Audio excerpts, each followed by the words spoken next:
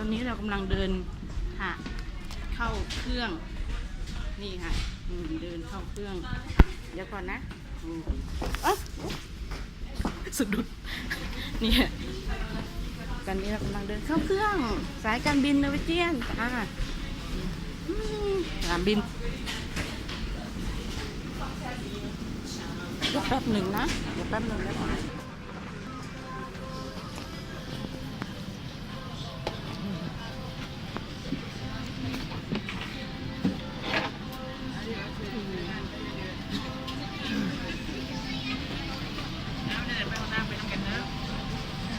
G8 G11 ใกล้ๆกันถึงแล้วเราไปห้องน้ำถึงแล้วค่ะเอ้ย1010นี่อ่ะ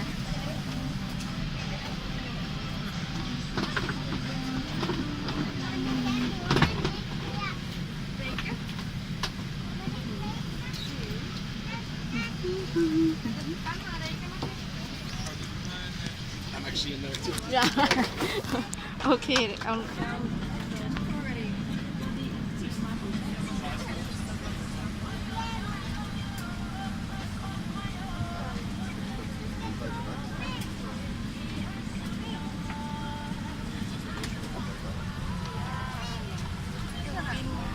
ถึงไม่ชัดนะไม่ชัดนะ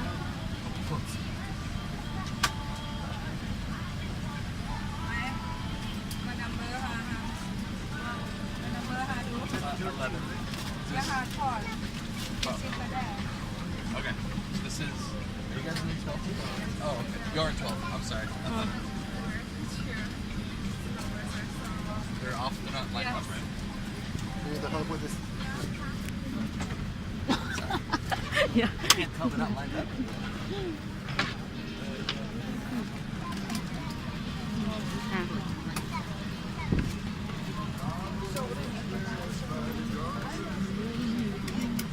นี่ค่ะบริเวณภายใน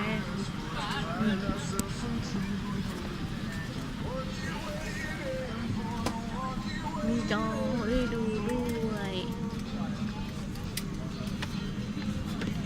รีโมทอยู่ไหนอันนี้จออันนี้ให้วางกินข้าวนี่ให้วางกินข้าว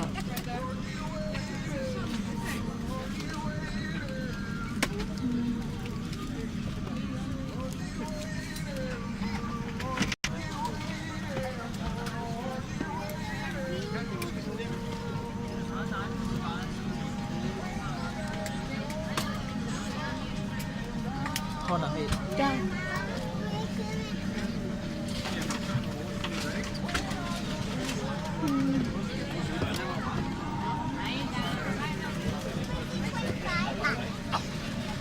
มีแต่เด็กๆเลยเที่ยวนี้มีแต่เด็กๆ3-4 คนนู่นเนี่ยโอ้เนี่ยเด็ก2 คน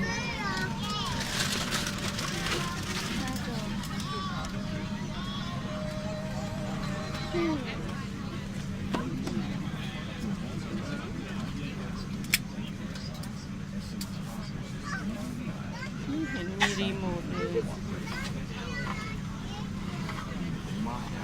โอเคเดี๋ยวแป๊บนึงนะถ้ามีแอร์เดินมาเราจะถ่ายรูปแอร์ให้ดูนู่นแอร์เดินมาแล้ว Waiting for the last water servicing of the airplane. About 8 minutes to go for the scheduled departure time. I'm sorry, about 3 minutes to go for the departure time.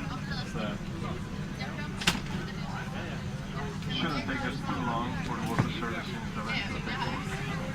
Once we get going, flight time and route to Bangkok will be about 10 hours and 10.5 hours, mostly night,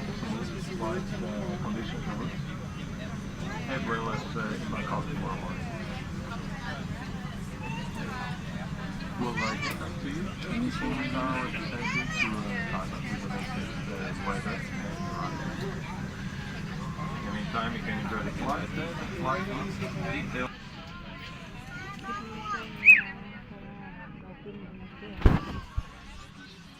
รรยากาศในเครื่องก็เป็นแบบนี้นะคะ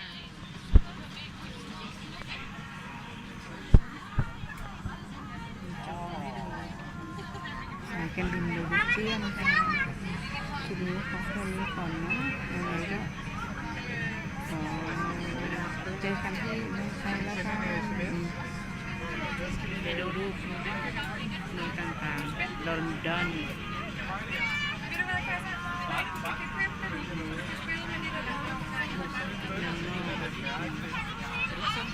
มีจอมอนิเตอร์เราดูแต่ไม่รู้ว่าได้รีโมทดูไหนปกติจะมีรีโมทดูระบบสัมผัส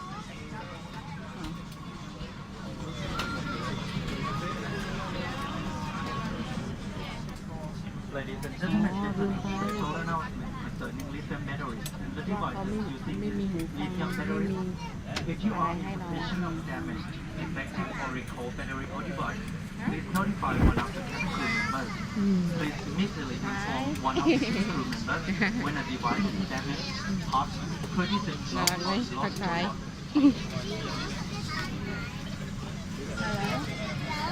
แล้ว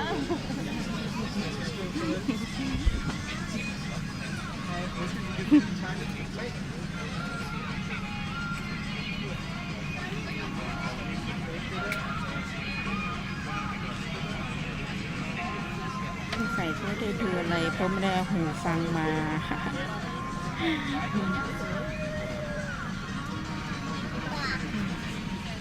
แต่เราถ่ายให้ดูแอร์นิดนึง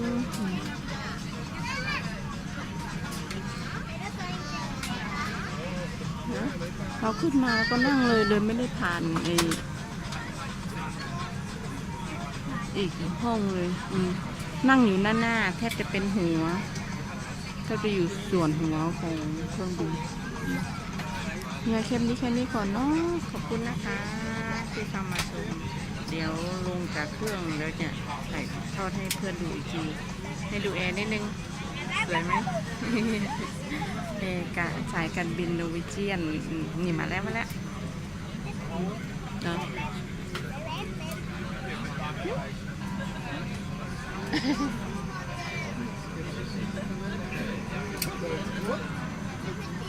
สวยไหม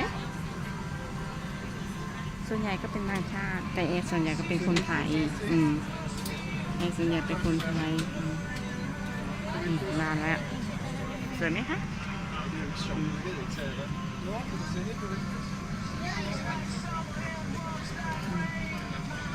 คลิปนี้แค่นี้จริงๆนะขอบคุณนะคะที่เข้ามาชมดีนะค่ะตัวเดี๋ยวจะพาทัวร์เมืองไทยบอกแล้วไงว่าไปทุกที่ที่ดูหน้าไปวันนี้ดูหน้าพาไปเที่ยวเมืองไทยเดี๋ยวโปรแกรมไป